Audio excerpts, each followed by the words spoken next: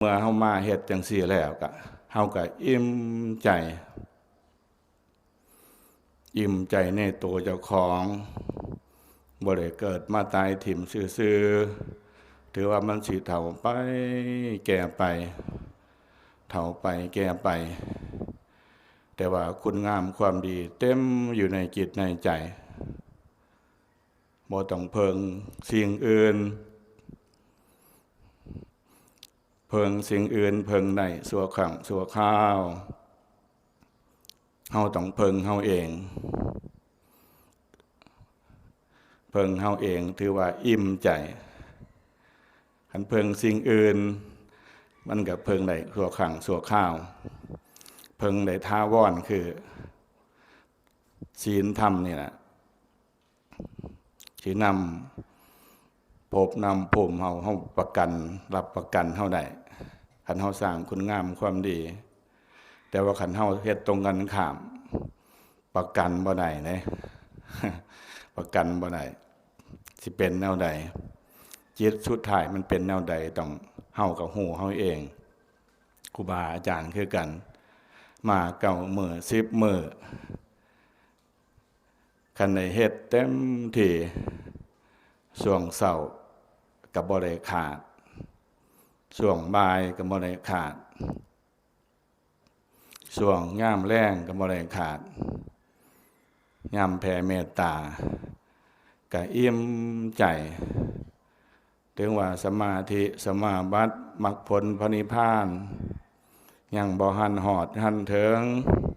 แต่ว่าเฮาก็มีความอิ่มใจเพราะว่าเฮาทำเต็มที่ยามครูบาอาจารย์เพิ่นพาเดินขวาอย่างหนอเฮาก็มีสติอยู่กับขาขวามีสติอยู่กับขาซ้ายบ่เผลอไปมองอื่นอยู่กับขาขวาขาซ้ายยกขึ้นก้าวไปเหยียบลงยกขึ้นก้าวไปเหยียบลงมีสติอยู่หั่นล่ะเวลามานั่งกับเบิ่งพองเบิ่งยบมันคิดก็คิดเนาะคิดหนอมันบ่พอใจก็บ่พอใจเนาะไม่พอใจหนอมันงดเหยียดก็งดเหยียดเนาะงดเหยียดหนอกำหนดอยู่จังสั่นคู่มือบ่เผลอบาปบ่เกิดมีแต่บุญล้วนๆเฮาก็แผ่ส่วนบุญส่วนกุศลให้เจ้ากรรมนายเวรสรรพสัตว์ทั้งหลายก็อิ่มใจอย่างสี่คู่มือเฮ็ดคู่มือกินข้าวก็ยังกินคู่มือเนาะเพราะกินคู่มือมันอาจสิแซ่บแหน่บ่แซ่บแหน่คือเฮากินข้าวนี่แหละยามบางเทื่อมันก็แซ่บบางเทื่อมันก็บ่แซ่บปฏิบัติคือกันบางเทื่อมันก็ทุกข์บางเทื่อมันก็สุขเฮาก็กำหนดเอาคือพ่อแม่ครูบาอาจารย์เพิ่นแนะนำพร่ำสอนเฮาเฮ็ดมีสติบ่เผลอยามทำวัดสวดมนต์ก็เอาสติไว้ที่ขากรรไกรงับมองใดเฮาบ่ได้เฮาก็เปิดเบิ่งเปิดว่าเบิ่งไปสาธยายไปส่งจิตส่งใจไปตามภาษาธรรมที่ทำวัดสวดมนต์ไปบาปบ่เกิดมีแต่บุญได้นั่นแต่ว่าคันเฮาบ่ได้มาเฮ็ดอยู่จังซี่บ่ได้มาทำอยู่จังซี่มันก็ส่วนมากบาปมันแทรกได้ง่ายเลยทั้งตาทั้งหูทั้งลิ้นทั้งกายทั้งใจมันแม่นเบิดคันเฮาขาดสติสัมปชัญญะมันสามารถเข้าได้ทุกทางแต่ว่าเฮามาฝึกมาหัดถือว่ามันสิเพ้อบ้างแต่ว่าเฮาก็กำหนดให้มันทันมันเผลอมองใดสำเนียกเบิ่งว่ามันเผลอมองใดช่วงเช้ามันเผลอช่วงย่างมันเผลอช่วงนั่งเฮาก็พิจารณามันหัวมองใดเฮาก็อุดไว้ บ่ให้บาปมันเกิดก็จิตใจมันก็เย็นเย็นเฮาทำอยู่จังสี่เฮ็ดอยู่จังสี่มันก็ถือว่าเป็นบุญอานิสงส์ถือว่ามันสิเฒ่าสิแก่ก็เฒ่าแก่ด้วยคุณงามความดีเฒ่าด้วยศีลด้วยธรรมคุณงามความดีก็บ่หนีไปไสนะอยู่กับเฮามันว่าเพิงอันอื่นเพิงได้ชั่วครั้งชั่วคราวบ่มีตัวยาใดสิปกป้องเฮาได้ไปเท่ากว่าสติปัญญาบ่มีตัวยาใดสิรักษาความเป็นมนุษย์ได้สัมศีลสัมธรรมเด้อเพราะฉะนั้นศีลธรรมให้มันอยู่กับจิตกับใจพวกเฮาทั้งหลายใส่บาตรใส่บาตรน้อใส่บาตรหนอเฮ็ดหยังทำหยังก็อยู่กับหนอไปหนอมาหนอขวาย่างหนอซ้ายย่างหนอเฮ็ดอยู่จังซี่จากตื่นขึ้นจนหอดนอนหลับเพิ่นก็เลยว่าบ่ได้อยู่แบบกินบุญเก่าเพิ่นว่าเพิ่นว่าอย่าอยู่อย่ากินบุญเก่าเพิ่นน่ะเฮามีบุญอยู่แล้วเป็นคนมีบุญอยู่แล้วก็บ่ได้กินบุญเก่าบุญใหม่เฮาก็เฮ็ดเพิ่มโดยการมาอบรมภาวนาเฮ็ดไว้ทำไว้จนมันกลัวมันสิไปบ่ได้ยามเวลามันนอนติดเตียงมันไปบ่ได้เฮาก็ภาวนาอยู่บ้านอยู่เฮียนเพราะว่ามีหลักภาวนาแล้วสังเกตเบิ่งเวลาไปเยี่ยมคนป่วยถ้าผู้เคยภาวนาไปเห็นแล้วก็สบายใจเวลาเฮาไปให้ธรรมะหรือว่าไปเว้าหั่นเว้านี่ให้ฟังสติมันก็ขึ้นมาง่ายแต่ว่ามันสิหลงลืมแต่ว่าคันเฮาไปเว้าธรรมะหรือว่าให้กำหนดก็สามารถขึ้นมาได้ง่ายแต่ว่าคันผู้บ่เคยภาวนาเนี่ยว่าให้พุทโธเด้อพุทโธเด้อช่วงนั้นมันกำลังถูกมันก็ว่าบ่ได้น่ะนึกบ่พอบ่เคยภาวนาจักสินึกแนวใดเฮ็ดบ่ถูกเฮ็ดบ่เป็นแต่ว่าคันผู้เคยภาวนามา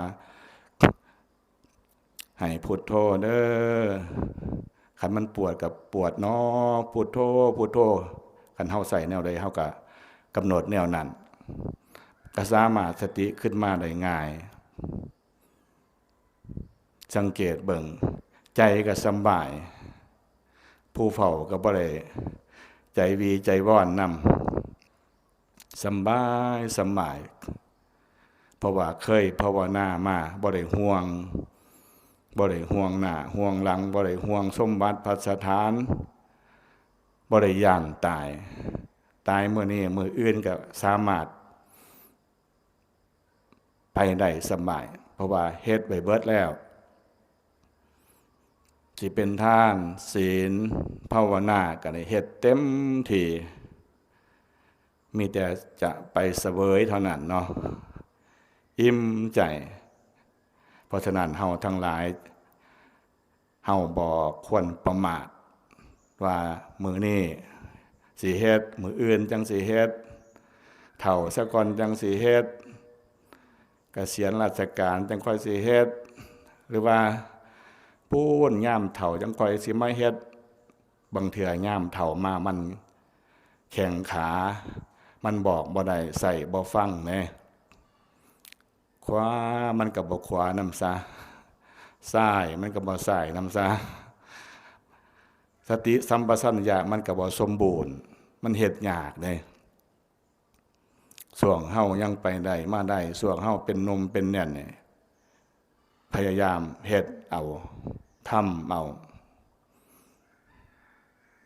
อย่าให้ผู้อื่นส่วนซะก่อนจังมาเด้คันผู้อื่นส่วนซะก่อนบุญมันก็ลดลงคันเฮาคิดเองทำเองมันก็สมบูรณ์คันผู้อื่นส่วนซะก่อนบุญมันก็ลดลงได้บุญอยู่ดอกแต่ว่ามันทำลดลงมันบ่ได้เต็มร้อย ราะฉะนั้นอยากให้คิดเองทำเองค้นคว้าเองสิเป็นให้ทานรักษาศีลก็ดีเป็นภาวนาก็ดีเพราะว่าครูบาอาจารย์เพิ่นให้โอกาสทุกปีคันเฮาสลาดเอาบนนี่อิ่มใจคู่ปีเลยปีนี้บางเทื่ออาจสิได้ให้ทานศีลอาจสิบ่ทันได้มาปีหน้าก็ตั้งใจไว้ปีหน้าสิเอาเรื่องทานเรื่องศีลมาฟังเทศน์ฟังธรรมก็ได้สติได้ปัญญาได้ความรู้ความเข้าใจเอาไปขัดเกลาให้มันเบาบางหรือว่ามันเบิดไปจากคันธสันดานในเมื่อเฮาเฮ็ดจังสี่มันก็สิได้อิ่มใจเท่าไปเท่าใดแห่งอิ่มใจแน่แต่ว่าคุณงามความดีบ่ได้เฮ็ดไว้ทำไว้เท่าใดแห่งเท่าบ่มีคุณมีค่าเด้เท่าบ่มีคุณมีค่าเลี้ยงสังเท่าขายง่าได้กินคาเลี้ยงใส่สร้างน้อยตายจ่อยคาบ่มีคือมาเห็นบ่อันนี้เท่ามีคุณมีค่า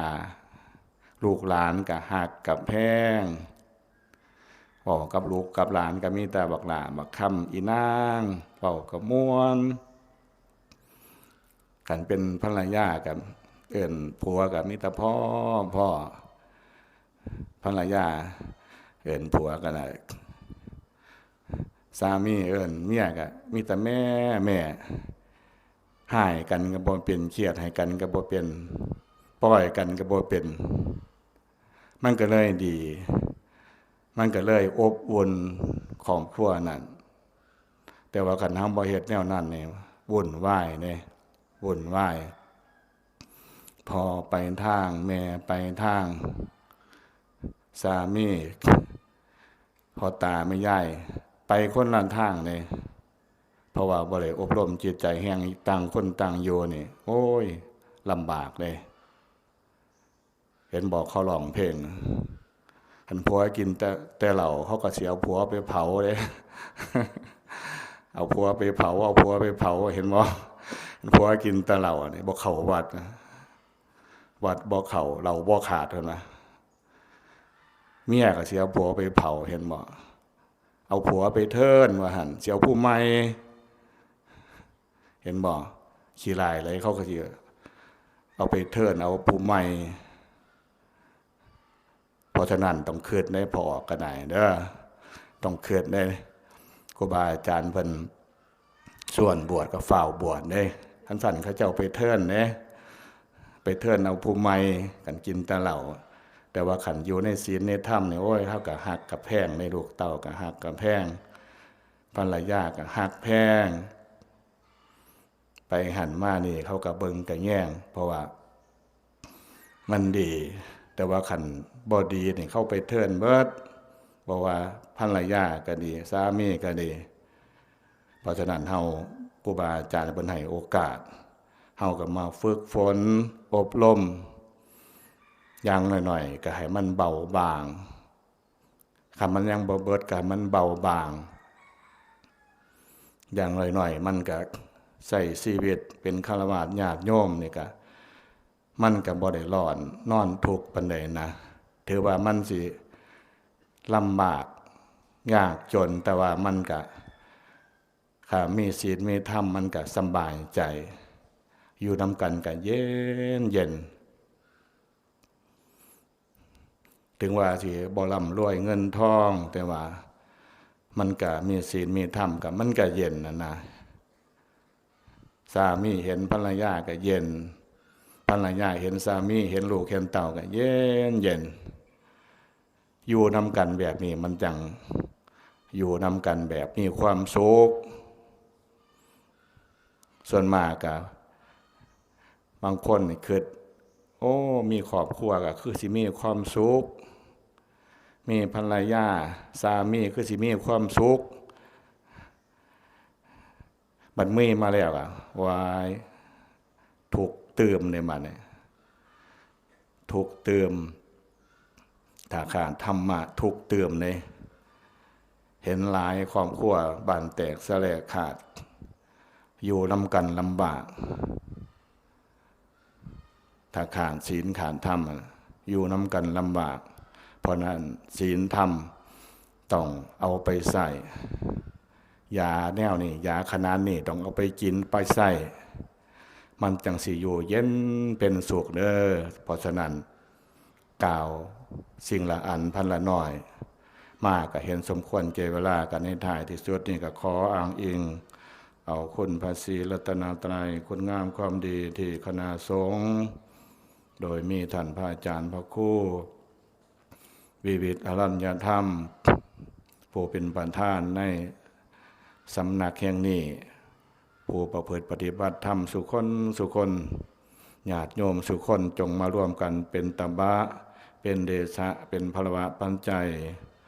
ให้ผู้มาก็ดีผู้บริมาก็ดีจงปราศจากทุกโศกโรคภัยอันตรายทั้งหลายทั้งปวง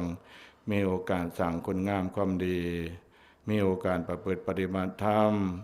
นำตนให้พ้นจากทุกข์ถึงสันติสุขก้าวคือมรรคผลพระนิพพานด้วยกันจงทุกท่านทุกคนเถิด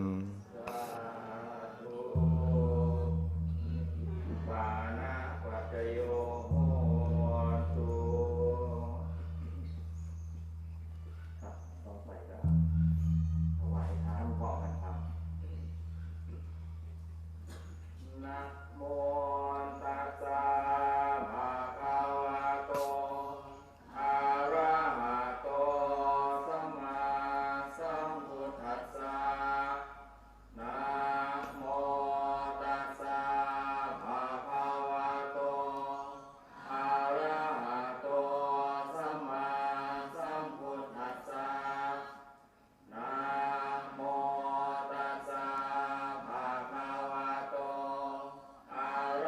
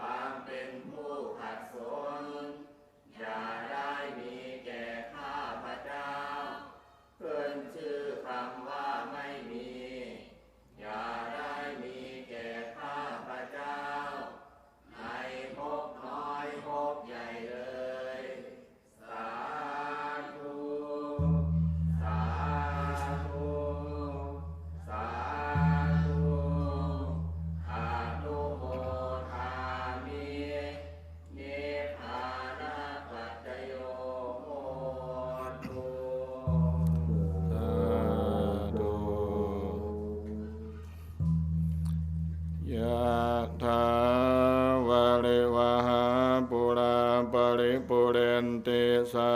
คลังเอวะเมวะอิโตทินังเปตานังอุปกัปปติอิจิตังปฏิตังตุมหังคิปะเมวะสมิสสตุสัพเพปุเรนตุสังกัปปาจันโทปนะระโสยถามณิโสติระโสยถา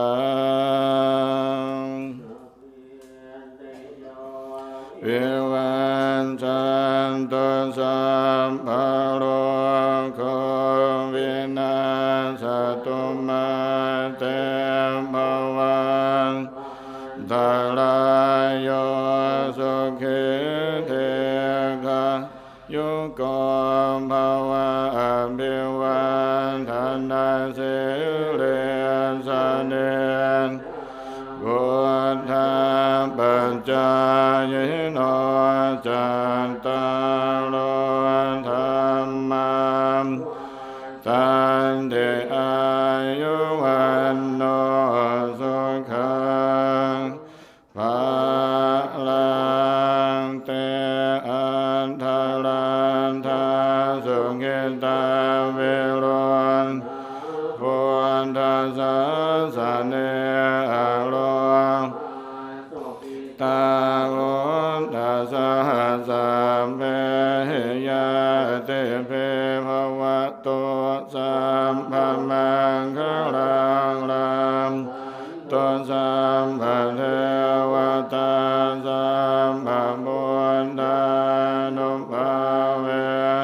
สัทธาสนติภาวันตุเต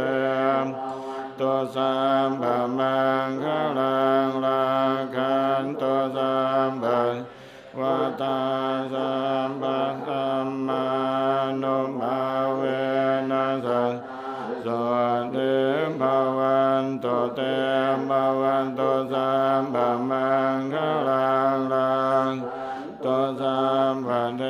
วตาสัมภสังฆาโนภาเวนัสสัทธาสนติโตเตอิมินาปุญญกัมเมนะอุปัชฌายโกนุตตระอาจาริโยภะกาลาจัมมาตาปิตาชยาตกาปิยาสุริโยจันติมาราชาโกนวันตานาราปิจาพระมะมาราจาอินทาจตุโลกบาลาวัตายาโมมิตามโนทจัมมัสสตาเวริกาปิจาสัมเปสัตตาสุขิวันโตบุญญาเนตาเนเมสุขังจเตวิทังเดนโตเข็มปังบาเบทวง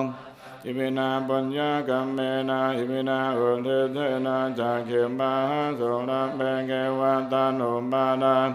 ตานังเยสันตาเนหินาธัมมายาวานิปานาโตมะมังนัสสันโตสัมมาทายยัตถาสะโตภเวภเวอุสุขิตังสติปัญญาโกวิริยัมหินามารารัมพันโตโนกาสังกาตนจักวิริยสุเมพุทธาเดมปาวาโลธัมโมนาโทวาโลธัมโมนาโทปัจเจกพุทโธจัสสังโฆนาโทตาโลเตโสตมานุภาเวนามาโลรัมพันโตมา